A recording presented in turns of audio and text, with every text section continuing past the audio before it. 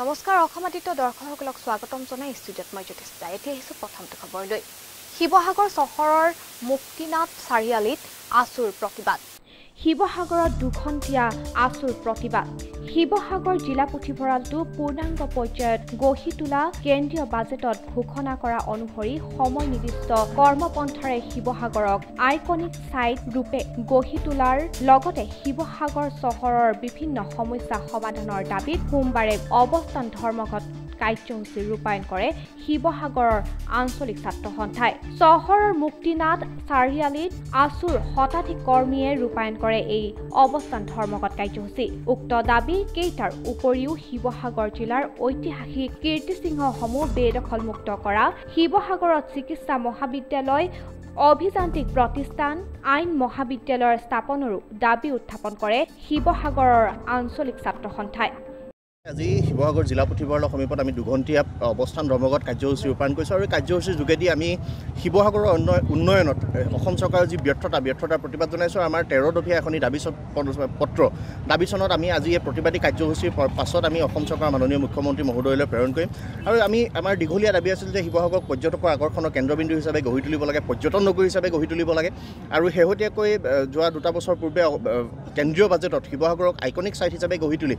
ইয়াত এটা সংগ্ৰহালয় স্থাপনৰ প্ৰতিশ্ৰুতি প্ৰদান কৰা হৈছিল, কিন্তু আজি পৰ্যন্ত সেই তাৰ কাম কাজ আৰম্ভ হোৱা নাই আৰু আমি দাবী জনাইছোঁ যে সময় নিৰ্দিষ্ট কৰ্মপন্থাৰে শিৱসাগৰক আইকনিক সাইট হিচাপে গঢ়ি তুলিব লাগে। তাৰ লগে লগে তলাতল ঘৰত যি প্ৰস্তাৱিত লাইট এণ্ড ছাউণ্ড ব্যৱস্থাৰ প্ৰৱৰ্তন কৰাৰ কথা আছিল তাৰ প্ৰৱৰ্তন হ'ব লাগে। শিৱসাগৰ জিলা পুথিভঁৰালটিক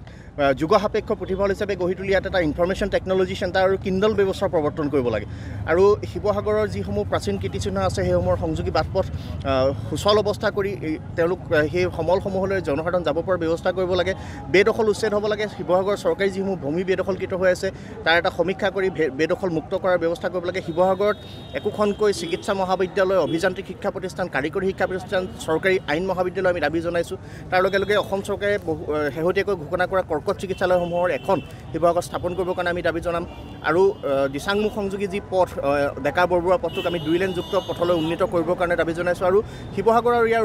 কাষৰ পাজৰ যিবিলাক অঞ্চলত আচলতে ক্ষুদ্ৰ বাণিজ্য কেন্দ্ৰ গঢ়ি তুলি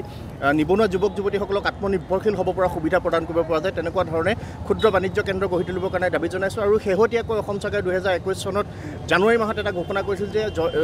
জেৰেঙা পথাৰত ঐতিহাসিক জেৰেঙা পথাৰত 100 বিঘা ভূমি সামৰি তেওঁলোকে এটা জয়মতীৰ স্মৃতিসৌধ নিৰ্মাণ কৰিব। সেই স্মৃতিসৌধ সময় নিৰ্দিষ্ট কৰ্মপন্থাৰে নিৰ্মাণ কৰাৰ লগতে তাত আহোম ৰাজত্বকালৰ যিসমূহ সমল আছে সেই সমলসমূহ প্ৰতিফলিত কৰিব পৰাকৈ এটা যুগ সাপেক্ষ আৰ্কাইভ স্থাপন কৰিবৰ কাৰণে আমি দাবী জনাইছোঁ আৰু আমাৰ এই দাবীসমূহ পূৰণ নোহোৱা পৰ্যন্ত শিৱসাগৰৰ শৈক্ষিক আন্তঃগাঁথনি আৰু সামাজিক আন্তঃগাঁথনি আৰু ইয়াক পৰ্যটকৰ আকৰ্ষণৰ কেন্দ্ৰবিন্দু হিচাপে গঢ়ি নোতোলালৈকে ছাত্ৰ সন্থাই আমি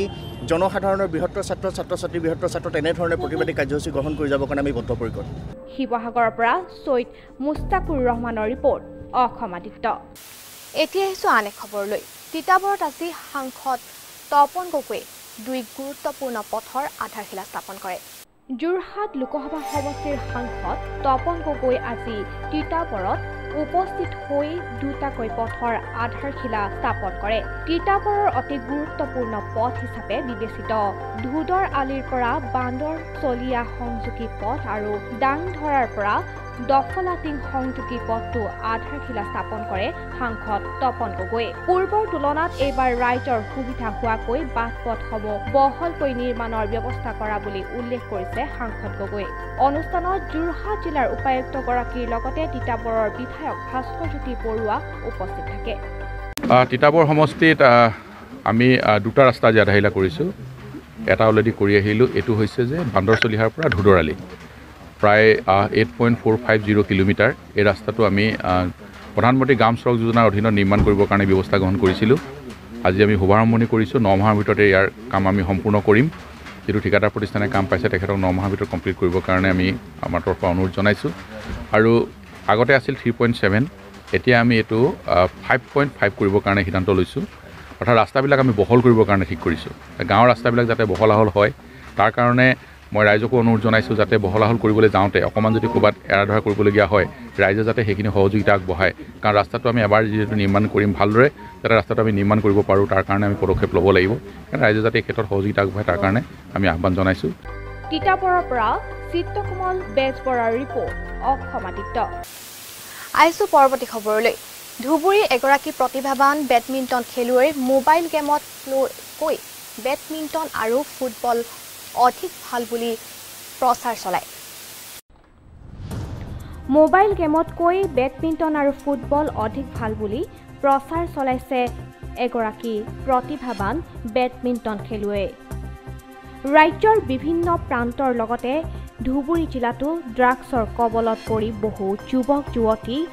জীৱন ধ্বংসৰ পিনে গতি কৰাৰ লগতে বিভিন্নজনে আকৌ মোবাইলৰ গেমত আসক্ত হৈ পৰা দেখা গৈছে এনে সময়তে ধুবুৰীৰ এগৰাকী প্ৰতিভাৱান বেডমিণ্টন খেলুৱৈয়ে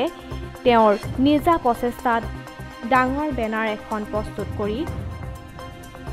মোবাইল গেমতকৈ বেডমিণ্টন আৰু ফুটবল অধিক ভাল বুলি লিখি প্ৰচাৰ চলোৱাৰ লগতে উক্ত বেনাৰতে যুৱ প্ৰজন্মক অভিনন্দন জনাই ভাৰতবৰ্ষক বিশ্বৰ আগত উজ্বলাই তোলাৰ বাবে ক্ৰীড়াৰ লগত ওতপ্ৰোতভাৱে জড়িত হোৱাৰ বাবে আহ্বান জনাইছে ধুবুৰী মিনাৰা খাতুনৰ পুত্ৰ মেচিন সুৱেল আনোৱাৰ নামৰ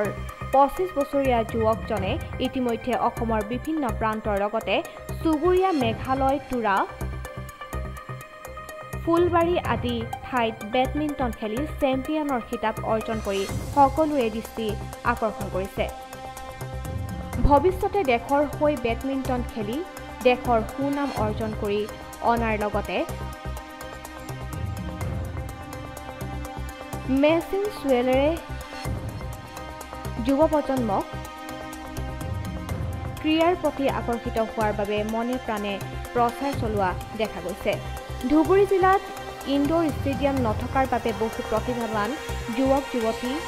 বিভিন্ন খেলৰ পৰা বঞ্চিত হৈ থাকিবলগীয়া হোৱাত মেচিন সুৱেলে অতি শীঘ্ৰেই ধুবুৰীত এখন ইনডোৰ ষ্টেডিয়ামৰ নিৰ্মাণ কৰি তোলাৰ বাবে অসমৰ মুখ্যমন্ত্ৰী ডক্টৰ হিমন্ত বিশ্ব শৰ্মালৈ আহ্বান জনাইছে মোৰ নাম মেহচিন সুৱেল আনোৱাৰ মই ধুবুৰীৰ বাসিন্দা হয় মোৰ দেউতাৰ নাম ফকৰুদ্দিন আলী আহমেদ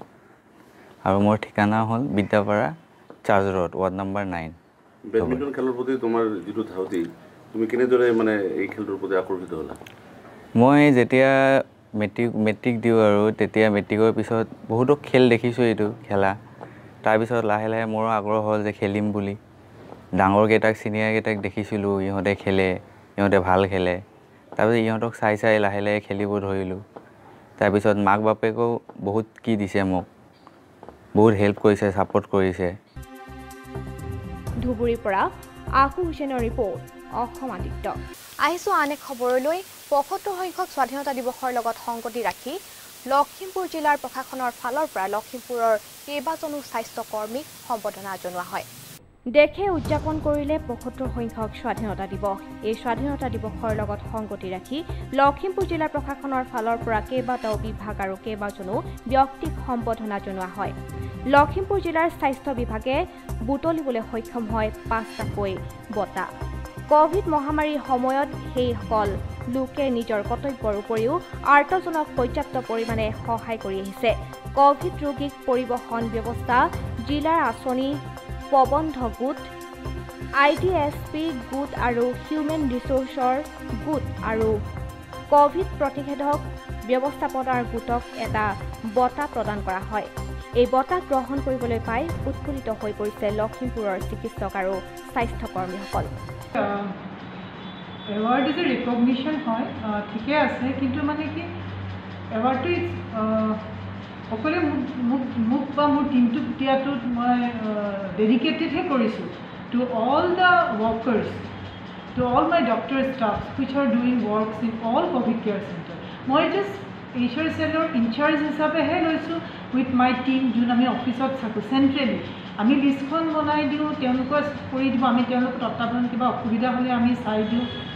লখিমপুৰৰ পৰা ৰাহানুদ্দিনৰ ৰিপৰ্ট অসম আদিত্য আৰু এইখিনিতে সময় হৈছে বাতৰিৰ পৰা বিদায় লোৱা চাই থাকিব অসম আদিত্য